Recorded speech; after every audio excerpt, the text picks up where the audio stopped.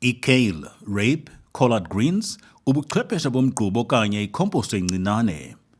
Eli gqabi lesityalo lidumile eAfrika ndawonye neentlobo-ntlobo zalo ezininzi ukuqala kwi-kale yakudala ukuya kwisukuma wiki yaseKenya. Zonke ziphuma kusapho lweBrassica oleracea noxa ziyelelene nekhaphetshu kodwa kulula zona ukuzikhulisa. Ziyafana nesipinatshi ngokuba zivelisa amagqabi avunwa ixesha elide. Umzekelo, isityalo se-rape siyaqhubekeka nokukhula siye sikhule sibe side ngokuba side. Amagqabi anoqondo oluphakamileyo lukavitamin C no-K nokukhusela ityhefu ezonakelisa umzimba. I-kale ilungelwe ngamaqondo aphakathi kwesixhenxe ukuya kuma-24 amaqondo obushushu yaye kufuneka ityalwe entwasahlobo nasentlakohlaza kuba imelana namaqondo aphezulu obushushu.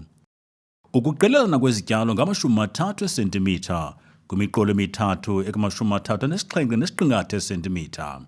Yohlula ama-75 esentimitha phakathi uze utyale ku-0 nama-37.5 esentimitha nakuma-75 esentimitha uze utsibe ulandelayo umqolo wama-75 esentimitha kwizinti zesigxina. Uphinde utyale kuma-75 esentimitha alandelayo awohlulwe njengakuqala khona ukuze kuzokuba lula ukuhamba xa uvuna amagqabi. Ukuba unesitiya esincinane ekhaya, tyala kwisithuba sama-37.5 sentimitha indawo yonke khona ukuze usebenzise ngcono umhlaba wakho. Bheka intambo yangasentla okanye intambo yomlinganiselo kulutho lwesigxina olukuma-75 sentimitha apho umqolo uqala khona nakolunye uluthi apho uphela khona umqolo. Qiniseka ukuba intambo iqinile yaye ayikho goso. Ngokumana uyiphakamisa uyiyeke izehlele amatyeli ngamatyeli. Bhekelisa ingubo kaThixo iye ngezantsi kwentambo yokutyala kumgama ulinganiselwa kuma-20 sentimitha ukwenzela ukuba uvele umhlaba. Ungayisi kude kakhulu ngokuba ingaphazamisana nomqolo olandelayo okuma-37.5 isentimitha. Hloma ifolokhwe yokulima itshone kangama-30 sentimitha ubunzulu uze uyibuyisele umva kancinane xa uyikhupha ude ubone umhlaba uqhekeka. Susa naliphina ilitye elikhoyo olivayo ngefolokhwe, kodwa ungawuphakamisi okanye uphethuphethule umhlaba, kufuneka uqhekeze nje. Qhubeka usenza oku kumgama ngamnye uqikelelwa kwi-10 sentimitha emqolweni lo wonke. Yomba umsele nobunzulu obulinganiselwa kwi-10 sentimitha, ubhekelisele umhlaba ngezantsi kwentambo yokutyala, ushiye umhlaba onolungelelwano ngokuba uza kuphinda usebenzise. Phinda-phinda oku kumqolo ngamnye okuma-37.5 sentimitha.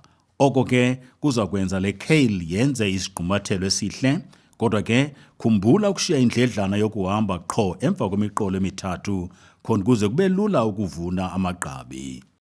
Ukulungiswa komhlaba onobumuncu ndawonye nokwenza ukuba izondlo ezikhoyo emhlabeni zikwazi ukufumaneka esityalweni, sasaza icephe lothuthu lwenkuni okanye amathambo acoliweyo okanye itispuni yekalika yezolimo kumgama ngamnye olinganiselwa kuma-60 sentimitha apha emqolweni wokutyala.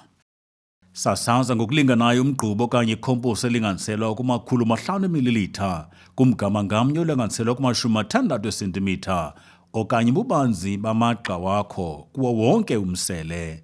Noxa i-kale isitya ngaphezulwana kokuncinane, ihlala emhlabeni isithuba seenyanga ezintandathu, ngoko ke kubalulekile ukuyondla ngokwaneleyo kwasekuqaleni.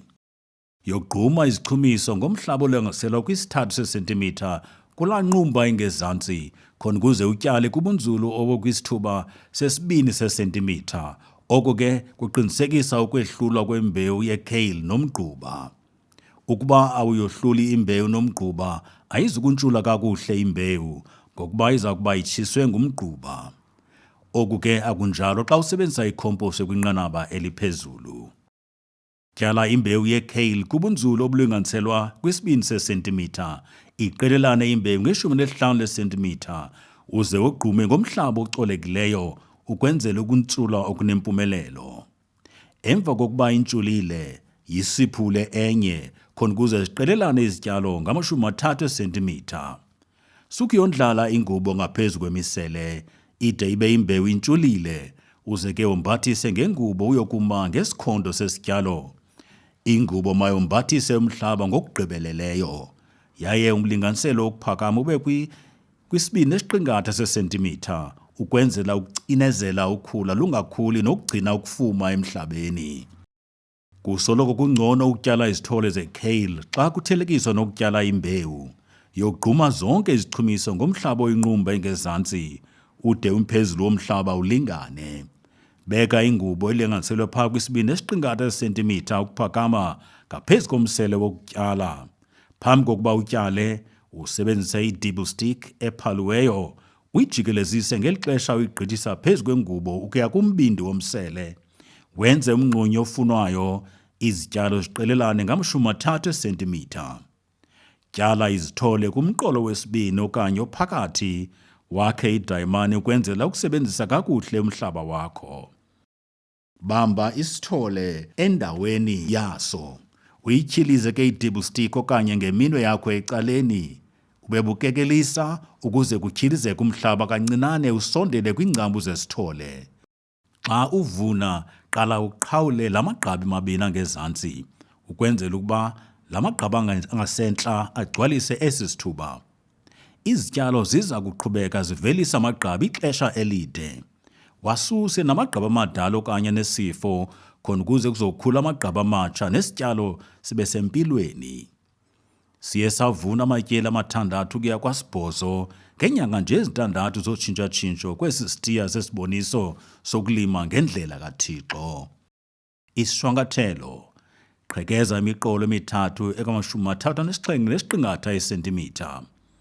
Yomba imisele umlinganiselo 10 sentimitha ubunzulu kwimiqolo emithathu eka-37.5 sentimitha.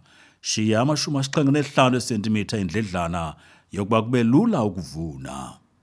Galela icephe lothuthu lwenkuni kumgama ngamnye ulinganiselwa kuma-60 sentimitha. Galela 500 ml omgquba kumgama ngamnye olinganiselwa kuma-60 sentimitha. Xa izizithole, yogquma ngokupheleleyo uze wondlale ingubo kaThixo. Xa iyimbewu, yogquma ngokupheleleyo uze uvule umsele osisithuba sesentimitha 2 ubunzulu.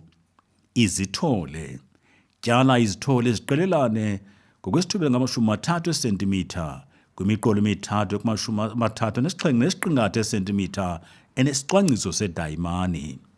Imbewu: tyala imbewu kwiisentimitha 2 ubunzulu, 15 sentimitha ukuqelelana uze ugqume ngokupheleleyo. Emva kokuntshula, yicuthe iqelelane ngama-30 sentimitha.